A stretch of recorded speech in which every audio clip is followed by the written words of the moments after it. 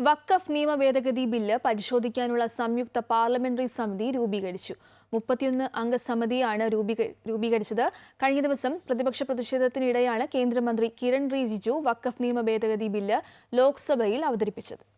ലോക്സഭയിൽ നിന്നും 21 രാജ്യസഭയിൽ നിന്ന് 10 എംപിമാർ സംയുക്ത പാർലമെന്ററി സമിതിയിൽ അംഗങ്ങളാകും. കേന്ദ്ര ന്യൂനപക്ഷകാര്യമന്ത്രി കിരൺ റിജിജുവാണ് സമിതി അംഗങ്ങളെ പ്രഖ്യാപിച്ചത്. 31 പേരിൽ 17 പേർ ഭരണപക്ഷ എംപിമാരാണ്. BJPയിൽ നിന്ന് നിഷികാന്ത് ദുബെ, തേജസ്വി സൂര്യ, ജഗദംബിക പാൽ, രാധാ മോഹൻദാസ് എന്നിവർ സമിതിയിലുണ്ട്. കോൺഗ്രസിൽ നിന്ന് 4 അംഗങ്ങളുണ്ട്. കേരളത്തിൽ നിന്ന് സമിതിയിൽ ആരുമില്ല. ബില്ലിനെതിരെ കടുത്ത എതിർപ്പുയർത്തിയ AMIM മേധാവി അസാദുദ്ദീൻ ഒവൈസി, ആം ആദ്മി പാർട്ടി MP സഞ്ജയ് സിംഗ്, കോൺഗ്രസ് അംഗങ്ങളായ ഗൗരവ് ഗൊഗോയ്, ഇമ്രാൻ മസൂദ് എന്നിവർ സമിതിയിലുണ്ട്. അടുത്ത പാർലമെന്റ് സമ്മേളനത്തിന്റെ ആദ്യ ആഴ്ച സമിതി റിപ്പോർട്ട് സമർപ്പിക്കും. അതേസമയം ഇന്ത്യൻ യൂണിയൻ മുസ്ലിം ലീഗ് പ്രതിനിധിയെ സമിതിയിൽ ഉൾപ്പെടുത്തണമെന്ന് കോൺഗ്രസ് ആവശ്യപ്പെട്ടു. ബില്ല് ഭരണഘടനാ വിരുദ്ധമെന്നും വിശ്വാസത്തിന് നേർക്കുള്ള കടന്നാക്രമണമാണെന്നും പ്രതിപക്ഷം വിമർശനം ഉന്നയിച്ചിരുന്നു.